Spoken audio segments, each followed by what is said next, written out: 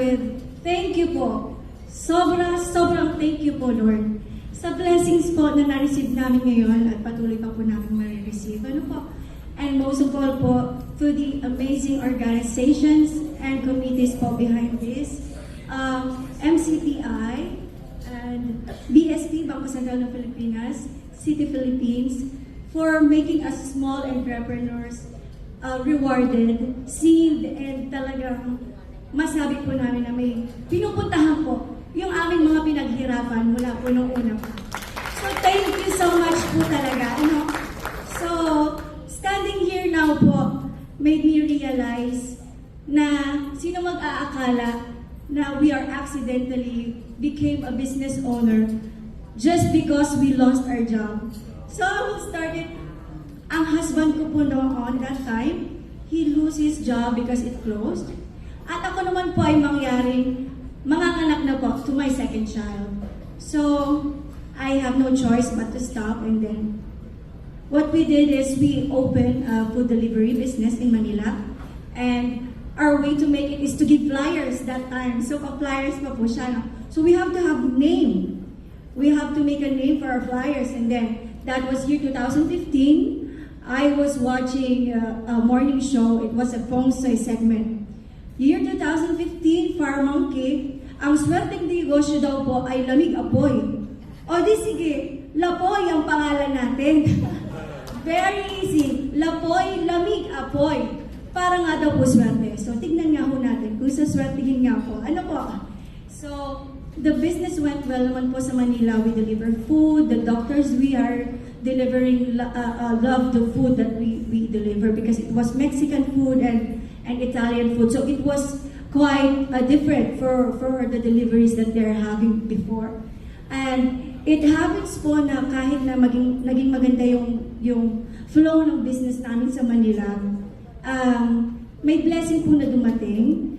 Nasundan po kagad ang aking pagbubuntis. So, kakapanganak lang, andyan na yung kasunod. Napasipagpuhan eh. So, kahit po ganun na may business kami sa Manila, we have to go home sa aming province. So, medyo nagka-struggle po sa Manila din dahil alam naman po natin na medyo mahal po ang cost of living sa Manila, sa the rent and everything. Ma-mention ko lang din po na nag-ano kami kaswerte.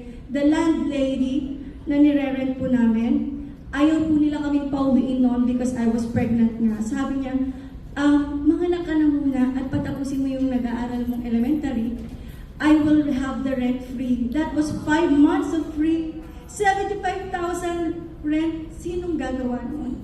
Napakaswerte po talaga, talagang along the way. Ang Diyos po, papasalubungan ka ng mga tao na tutulong sa iyo na hindi mo inaasahan. So ayun po, umuwi po kami sa aming bayan sa Laguna. And then, sabi namin, it's like there's no way for us to be employed kasi hindi naman po uso pa ang restaurant noon back then.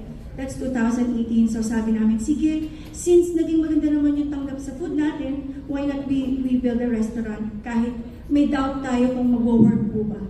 So, sumali po ako sa ASHI. Oh, by the way, I am Miss RJ Soriano de Chavez. I am 37 years old po. So, ma-share ko lang po na ako po ay anak ng 21 years member na po ng Angon sa Hirap Inc. Ang mami ko po ay 29 years na sa ASHI. So, I am a proud member of ASHI for 8 years now. 8 taon na po ako sa ASHI. So, doon po nagmula yung aking capital. So, wala po talaga kami pinagsimulan. Kundi yun lang po, 5,000. How can you put up a restaurant with 5,000 pesos? Di ba po, mangyari pong napakaswerte ko po. Ang aking pong husband ay marunong pong magkarpintero, electrical and plumbing, everything. So, yung nirent po namin na place sa Laguna ay may mga old woods. Binigay po sa amin ng may-ari. Nagtrabaho po kami umaga-gabi kasama ang mga baby namin until we are about to open. So, we created a Facebook account of our restaurant just to make the people know that there's a new restaurant opening. And then, naglagay din po kami doon ng mga process namin kung paano namin ginagawa, DIY everything. Ano po? So, we made a rapport then doon sa mga followers namin. So, we open po kahit hindi pa po kumpleto lahat yung aming gamit. And just 1 week po when we open, hindi po namin inasahan na talagang magugustuhan po ng mga tao sa probinsya yung aming pagkain. Just 1 week, we were able to buy yung oven na wala pa po kami kahit nagsimula kami. And then we were able to buy a motorcycle in just 1 month para po makapag-deliver kami. So, iisipin nga po ninyo, ano? Nagsimula siya sa 5,000. Tapos, nakapagbukas sila. Kaya sabi ko nga po, thank you po Lord talaga. Kung iisipin, nakatayo po ako ngayon dito sa harapan ninyo. Kapag binalikan ko po yung pinagsimula namin, parang imposible po, ano? That no choice of ours na mag-asawa has been our fuel to give our goals sa katotohanan po. Ano po?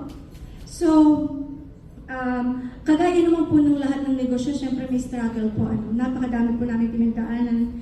Kagaya po nung dumating ang malakas na bagyo. So, nasira po yung restaurant namin.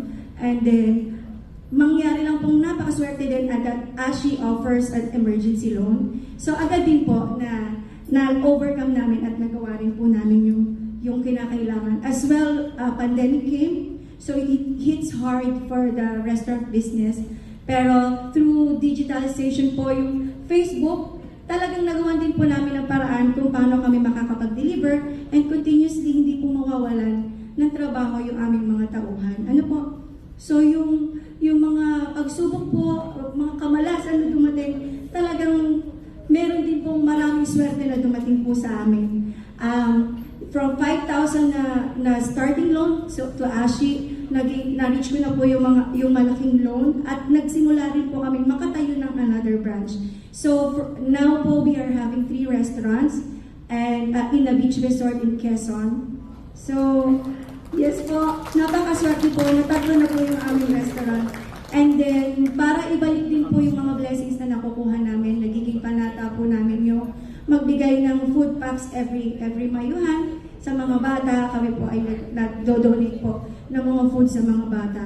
As well po, yung pag-employ ng mga tauhan. Actually, majority po of all our employees were not experienced restaurant na mga tauhan. Meron po kaming senior citizen na mga employees, PWDs, and ano po, kahit wala silang experience out of school yun, kinukuha po namin. Ang amin pong dahilan, kung hindi namin sila kukunin, sino kukuha sa kanila? Who will give them chance? Ano po? Ay aaminin ko po sa inyo, mas magaling pa po sila doon sa mga nasubukan namin na may experience because you are molding them to what you wanted them to be. Kaya po, yung mga blessing na yun, doon po namin siya na ibabalik. And ma-mention lang din po namin na kahit po ang aming restaurant, it's not even air-conditioned po, ladies and gentlemen. If you will see it, it was a local restaurant, but very homey lang po siya, no? Pero nare-recognize po kami. Thank you so much po sa DTI po, no? Back in 2022, December, we were featured as a restaurant for DTI Philippines. So, marami na rin po recognition kami natanggap kahit na very simple lang po yung aming restaurant. Ano po, may advice ko lang po bilang isang negosyante kahit po hindi pa, malayo pa po, malayo pa po yung aming pangarap.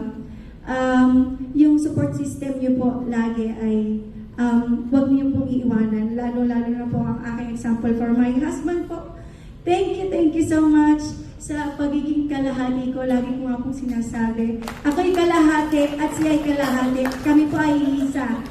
I-share ko lang po sa inyo, ako po ay na-scam. Na-scam po ako before.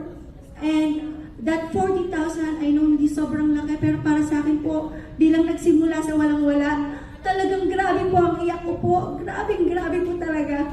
Pero ang husband ko po, hindi man lang siya nagalit kahit konti. At nilalambing niya po ako, kaya mo na. Kunwari, bumili ka ng hikaw, tapos nahulog. Talaga po, sabi nga po nila, when life pulls you down, love lifts you up. Kaya po, salamat po sa pakikinig sa amin. At talaga po, this means so much to us. Kaya hindi ko na po pagtatagalin pa. Maraming salamat po. God bless us all po. Thank you so much.